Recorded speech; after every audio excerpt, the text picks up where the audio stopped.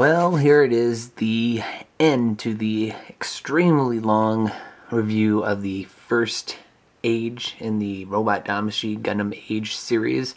And right here we have all three Gundams, the Sparrow or Sparrow, Spallo, whatever you want to call it, the Titus, and then the Age 1 Normal. Now, after showing you guys everything and just going to be telling you exactly how I feel that these figures did, how they translated well from, or whether or not they translated well from the series or not, and then be showing you something very weird that is going to be affecting my overall verdict on this whole little line they have here. And so to start things off, let's go ahead and show you exactly what I'm talking about right now.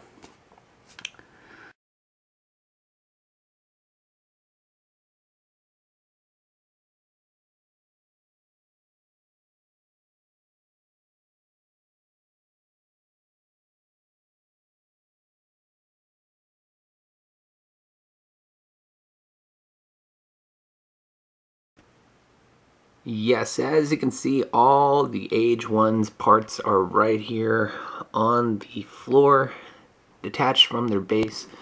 Little core Gundam, as you can see. So why do I do this? Well, it's to prove a point, and that is that sometimes Bandai makes the stupidest decisions in making extra different body parts and whatnot. And what do I mean exactly? Well, take a look at this.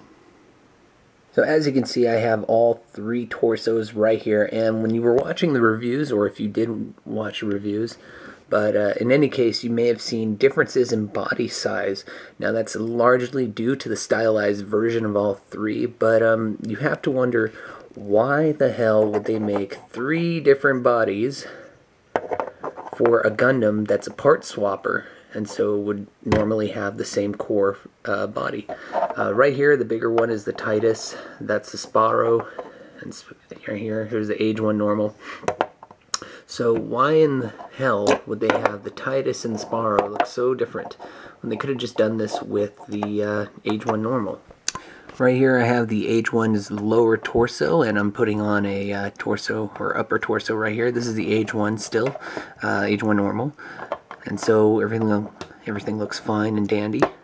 Taking that off, let's put the Sparrow torso on there. And you can tell it's an obviously big difference there. It looks way too tiny. And last but not least, we can try the Titus's. And there we go. It looks a little similar to the Age 1 Normal, but you can still tell it's a little beefier. Or I'm sorry, no wait, see, now I'm getting confused. This one's the Age 1 Normal. This one, the first one that I put on, was the Titus. But in any case, all this means that all they had to do was really just make extra parts.